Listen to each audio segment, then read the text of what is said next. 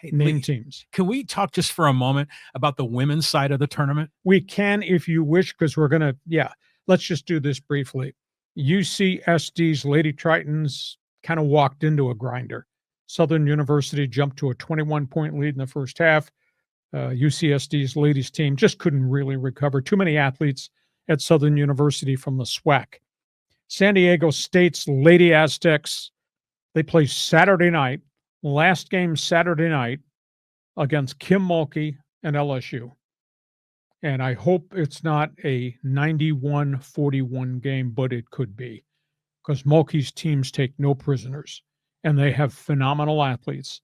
And as good as San Diego State's Lady Aztecs are with Thea Clark and what they're getting with Villalobos and the other guards, I just don't think they have the firepower nor the depth to hold up.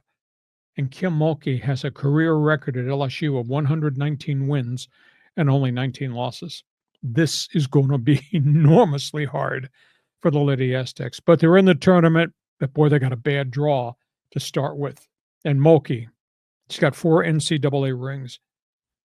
She takes no prisoners. Yeah, she's a firebrand, But I just like everything about this women's tournament. Have you noticed how the CBS coverage is integrating their studio show with men and women, and they'll talk about both sides, both parts of the tournament? I like that, and you see a lot of these WNBA alumni, former players up there talking. And I just generally, it's interesting to watch the women's game, isn't it? I mean, it's a different game.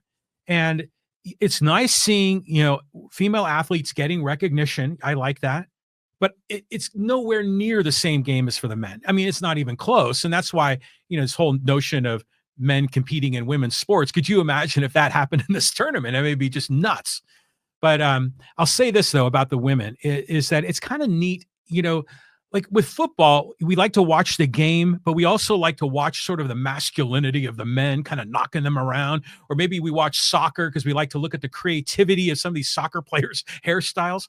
But in women's basketball, we're seeing the femininity of these players, and we're also seeing their style on the court. And I think having athletes that are expressive in other ways, I think is a cool thing.